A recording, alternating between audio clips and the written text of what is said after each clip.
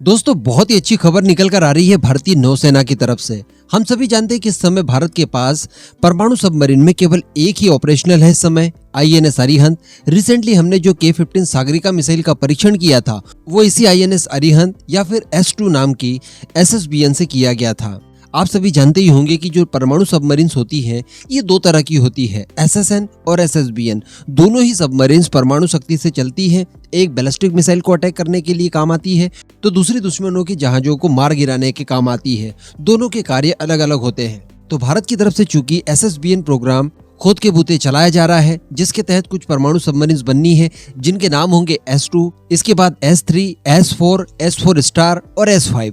इस तरह से कुल 5 SSBN भारतीय नौसेना के लिए स्वदेशी तौर पर बनाई जा रही है। अभी मैंने कुछ ही समय पहले आपको वीडियो बनाकर बताया था, या आप आर्टिकल भी देख पा रहे होंगे, कि जो भारत की दूसरी परमाणु सबमरीन है यानी S3 या जिसे हम लोग INS अरिघाट कहते हैं, उसके समुद्री परीक्षण शुरू कर दिए गए हैं और 2023 की शुरुआत में ये भारतीय नौसेना के अंदर इंडक भी हो जाएगी। यानी 2023 में भारत के पास 2 परमाणु सबमरीन होंगी जो कि पूरी तरह से ऑपरेशनल होंगी और भारत की सेकंड स्ट्राइक कैपेबिलिटी को सुनिश्चित करेंगी।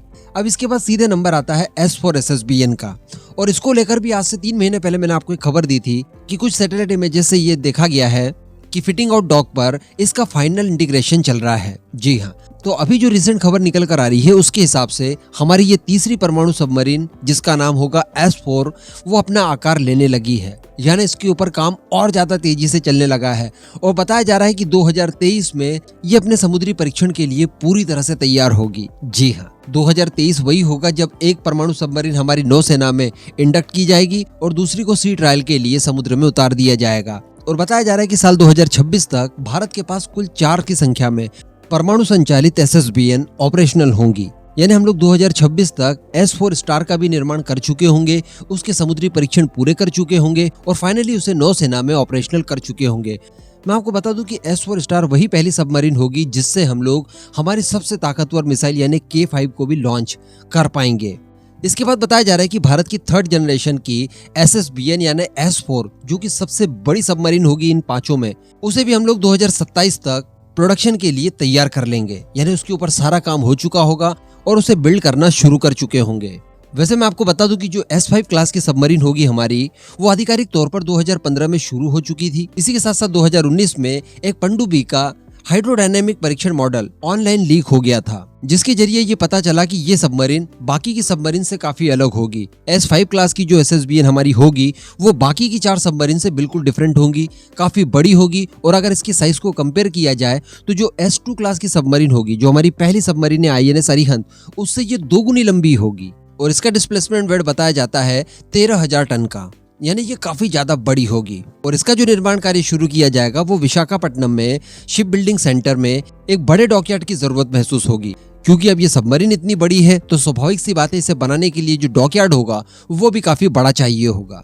अब S5 की बात की जाए तो उसमें 190 मेगावाट का PWR इस्तेमाल किया जाएगा, यानी प्रेशराइज्ड वाटर रिएक्टर, जिसे कि भाभा एटॉमिक रिसर्च सेंटर यानी बार्क विकसित कर रहा है इस समय। अभी फिलहाल बताया जा रहा है कि ये जो 190 मेगावाट PWR वाला प्रेशराइज्ड वाटर रिएक्टर बनाया जाएगा, अगले 2-3 सालों में इसका 1:1 एक स्केल डाउन मॉडल बनाया जाएगा, जिससे कि इसकी ग्राउंड टेस्टिंग वगैरह कंप्लीट की जा सके। और दोस्तों, असली खेल यहीं से शुरू होता है। देखिए, अभी तक जो हमारी बाकी की सबमरीन्स होंगी यानी S5 से पहले तक की, इनके अंदर कितनी कैपेबिलिटी होगी तो वो होगी 80 मेगावाट PWR की। लेकिन हम लोग S5 में सीधे सीधे लगभग 2 गुनी इसकी कैपेबिलिटी कर देंगे, यानी 190 मेगावाट PWR।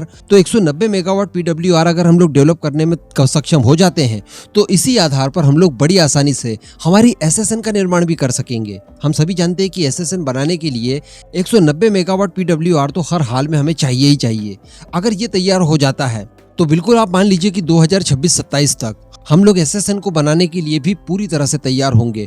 तो फाइनली हमारे पास SSBN भी और SSN भी दोनों क्लास की सबमरीन्स स्वदेशी तौर पर तैयार करने की कैपेबिलिटी हासिल हो जाएगी। तो कहने का मतलब इस समय की सबसे बड़ी 2 खबरें निकल कर आ रही है। एक खबर तो ये कि हमारी जो तीसरी परमाणु सबमरीन होगी SSBN वो अपने आकार लेने लगी है, यानी एक सबमरीन के तौर पर अब हमें दिखाई देने लगी है। 2023 में उसके समुद्री ट्रायल शुरू हो जाएंगे। इसी के साथ साथ 190 मेगावाट PWR का प्रेशराइज्ड वाटर रिएक्टर भी हम लोग तैयार करने की कोशिश इस समय कर रहे हैं। वो जैसे ही तैयार हो जाएगा उसके बाद हमारी S5 क्लास की SSBN और साथ ही हमारी आगामी एसएसएन परियोजना के लिए भी उसका इस्तेमाल किया जा सकेगा। तो हमारी नेवी के पास इसके बाद किसी भी तरह की अन्य रिक्वायरमेंट किसी दूसरे देश से खरीदने के लिए बाकी नहीं रह जाएगी। तब तक हम लोग हमारा एयरक्राफ्ट कैरियर तो बना ही चुके हैं खुद के बूते।